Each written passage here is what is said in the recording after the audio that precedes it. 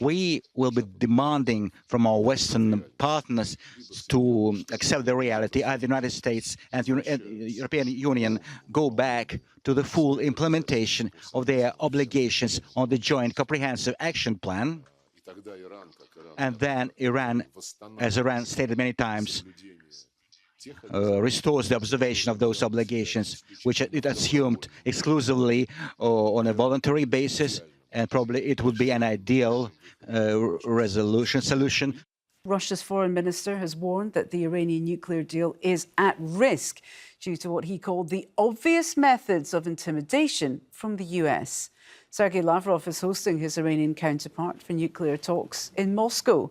Mohammad Javad Zarif thanked Russia for its support after the US withdrawal from the Iran nuclear deal, but accused Europe of not doing enough to get past the sanctions. On the stance of European countries regarding the nuclear deal, politically they have expressed support, but they haven't really taken any practical steps to counter US sanctions. They haven't taken any steps to implement their own commitments. So Iran and Russia agreed that the Europeans should fulfill their obligations under the nuclear deal. Well, our senior political analyst, Marwan Bishara, joins us now from Doha. Marwan, we saw there a great show of unity together in that press conference, but it does seem to be the same lines that are coming out again and again, does it not? Yes, there's certainly a repetition ever since the US walked out of the nuclear deal and basically walked off Syria. But be that as it may, what's new is not the content, it's the style, it's the character. There's so much confidence in that press conference, and there's so much confidence in Iranian-Russian role in the Middle East nowadays that the United States has basically walked away from a lot of its previous commitments in the region. And the fact that this press conference is taking place at the same time while war games are going on between Russia, Iran, and China.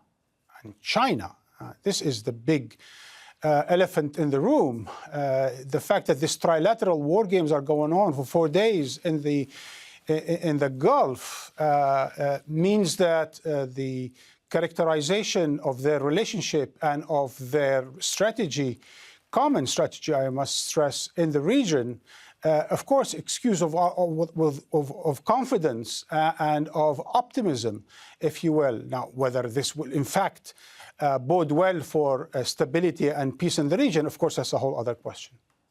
It certainly is, but it is an interesting dynamic that is emerging. How do you see this playing out? Is the US stepping away from the region? Because events in Iraq over the last 24 hours and Syria would suggest otherwise. Well, look at it this way. The United States forces and their allies were attacked by Kataib Hezbollah associated with Iran. So they responded 2 days later.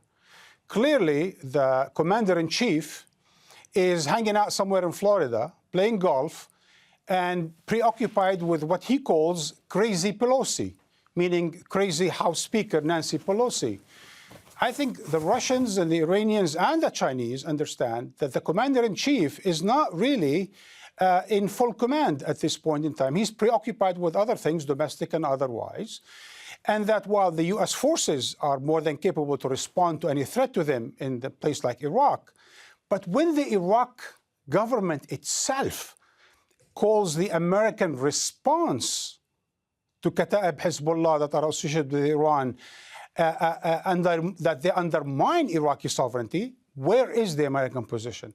So basically, the Russians and the Iranians, probably to some degree the Chinese, feel that the United States, when it came to the attack against Aramco, for example, several months ago, or the escalations in various parts of the region, whether it is Libya, which there was a question about that. There is no American role in Libya at this point in time, really to be considered. When it comes to Yemen, again, more of the same, and certainly when it comes to Syria. So all in all, there's a feeling that the United States is not full on when it comes to the Middle East, and I think. I hate to use this metaphor, but I'm really using it just to explain, when the mice walk away, when the cats walk away, the mice, come to the scene. So in so many ways now, the United States is not is not there in full force, and hence Russia and Iran, and to some degree, and that's a big story, China are coming in and filling in the vacuum.